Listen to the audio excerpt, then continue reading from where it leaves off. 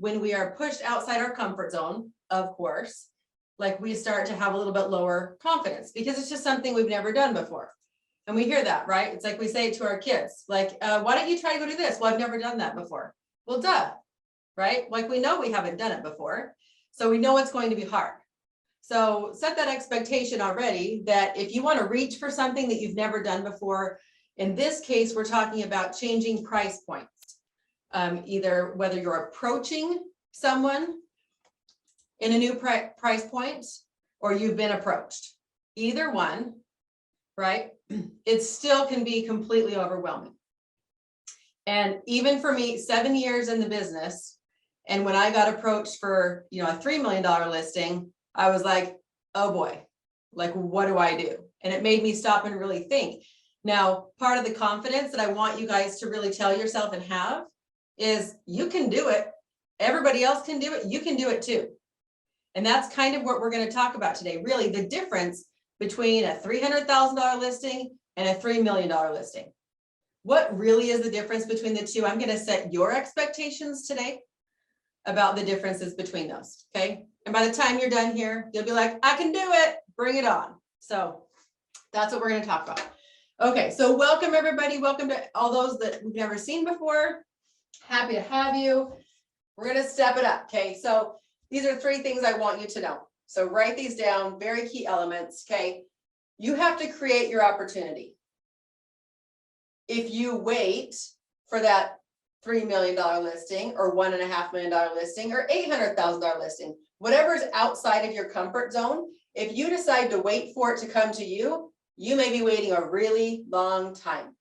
And you will then be sitting in the lower price points. Now, don't get me wrong. There's nothing wrong with any of the price points at all. Okay. I love my $100,000 buyers as much as I love my $3 million buyers. Like they're all very important to me. That's not really what matters. We're just talking about creating opportunity. Because honestly, if you want to increase your income and not kill yourself, starting to increase your value of home, the price point that you're at, that's really going to take you far pretty quick. Okay, so go out and get it, you guys. Create your opportunity. Where can we find this? I do want to give you one idea. So if you are approached for a little bit higher of a listing, I would then, like, once you've conquered that listing and you're like, I can do it, then you can start approaching other people in that price point. So whether it's expireds, whether it's for sale by owners, like I already noticed I put a 1.3 up this last week, and there's another one around the corner in the country who put up for sale by owner for like a 1.2. And I'm like, well, shoot, the best time to grab another listing is when you have one around the corner.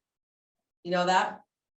Because it's actually, and let me give you a trick that it's not a trick, it's very honest and true. If you have, let's say I'm approaching, say that for sale by owner, and I'm like, man, like this is what I do with my listings, right? Here's the package I provide. This is how I present my listings. This is how freaking awesome I am. And this is how I can help you. Would you like some help? Okay, to that for sale by owner. And that for sale by owner is like, yeah, but you already have that listing. So you're going to be focused on selling that one and you're not going to be focused on selling mine. Does that thought come to anybody's head? That would come to my head. Like, well, what? Okay, but you know what? This is what you say. There is a perfect house for each person. So the cool thing is, if I've got your listing, if we have your house up for sale and I have the other house up for sale, anyone who looks at that house, I will be sending directly over to your house if they don't like it. And the chances that they like it are slim because they're so individual, especially when you get into those price points. This works for any price point though. It is so much faster to sell a listing when you have 2 in the same price point, because if they don't like one, you're like, great, here's another option for you. Every agent that comes through that house. And you'd be surprised, even though they're supposed to be searching for properties, you'd be surprised how many agents don't even notice that you had this other listing like on the market that they could have presented to their client. So playing off of 2 listings in the same price range is awesome. Very beneficial. It helps you sell things faster for both ends. Okay. Be prepared. You want to sell higher point listings? You do have to know how to sell a lower point listing, right? Be prepared in understanding what's going on in the area, what's going on in that price point, what that is going to look like. That's the research. We're going to get into a little bit of that, not as much today in the research part. If you wanted more of the research, go back and watch the Becoming an Expert in Your Area. It's the same thing with a $300,000 house as it is with a $3 million house. Okay, you need to know what's going on in the area, and with the comparables, what the history is for the area, that sort of thing. That's another conversation. The third thing, lighten up. So we can get so uncomfortable, unnecessarily uncomfortable, because we're out of our comfort zone. Because like for me, like I walk into a $3 million house and I'm like, oh, is this dude better than I am? Or even the people that you show the house to, right? It's a different clientele. And you're like, and you can start to feel a little less than. Okay, lighten up, guys. They're all people. And that's the one thing that I recognize going through the process. It's like, they're all, you know, I got the families coming through, the business people that come in their cowboy boots, people that, I mean, all walks of life, all sorts of people. Depending on your area, right? You can get a whole lot more like of the, it's not even an upper class thing. It's just, I call it more hotsy-totsy. Right? It just depends on your area. Be prepared for that, but lighten up. They're all people. Everybody puts their pants on one leg at a time. Like, we're not any different. Doesn't matter how much money you're making, how much money, like, it doesn't matter where you live, none of that. We're all the same when it comes to that. So just lighten up and don't take it so seriously and be so stressed out about the mountain that's before you. Okay. Okay. The next thing is this. Here we go. So 3 key elements. We need to research the home. Okay. Included in the research of the home is the past history of the home. It's going to be what the home currently is. So making sure that you're making it through the house, doing your walkthrough so that you can see what the upgrades are, right? What the condition is. This is for any house, but we're going to go over it anyway. You want to know really a lot about that house and understanding, ask all the questions to the seller, what they've upgraded, what they've not, if it's brand new, what's included. Like, let them, you know, what are the favorite things that they love about the house? Let them just boast about their house, take a ton of notes, okay? You're going to research, again, the history on the home and then the history in the area, maybe that if it's in a subdivision or a rural area, whatever it is, you need to research that. You need to really understand how that listing or how that home fits in that area. Is it on the higher end? Is it medium end? Is it low end? Just keep it a little bit broad, but get a really good idea, okay? Then once we understand the house, we're going to research the comps. Okay. So we want to know, and there's 2 aspects of this.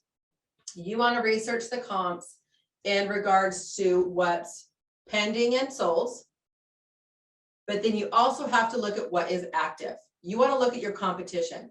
And you guys, this is seriously, this is like a 50-50 for me.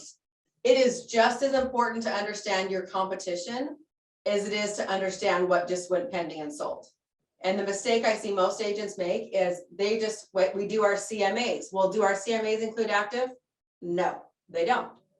So you go back, once you do your CMA with your pending and your sold, you're going to go back and look at everything that's active. What's your competition? So if I'm going to go shopping and I'm looking at, you know, all these 10 properties on the market, where does mine fall? Because now I know everything about my house. So where does mine fall in that scale? Okay. This is my favorite one. This is my competitive nature. I'm not going to rewrite the word research, but we're going to research the other agents. Okay. So this is part of our confidence. So we're busy researching all the house stuff. Who researches their competition? And I'll talk about specifics about what we're researching in our competition. So other agents, if I am breaking into a price point that I have not been in before, I want to go see how everybody else did it. What are they doing? And not just what are they doing so I can copy them, what are they doing so I can be better than them? There's always something. This is part of the stepping up our game, right? So if we're going to figure out how to have the best listing to shine, because when we have good listings, that is, that's reflecting on how we work. That is showing the world, the area, the buyers, people who are potential sellers, what our product is. We are our product. And then when we put our product out there as well in our listings, the way that we present a property, that's how we get more people coming to us. That's how we attract more clientele, right? They're going to see what you did. Okay. So other agents, check out, you can go back to, if you're uncomfortable, there's not much out there as well. I will go back to past, like sold even in the last year, 2 years, whatever it is, and scope out the competition to see what all those listings actually look like so that I can get an idea and be prepared. It's your blueprint. It's pretty much your blueprint. But instead of just going, okay, this is what they did, so this is what I'm going to do. No, step it up. What have they done? What, and pick it apart. Be mean. What could I do better?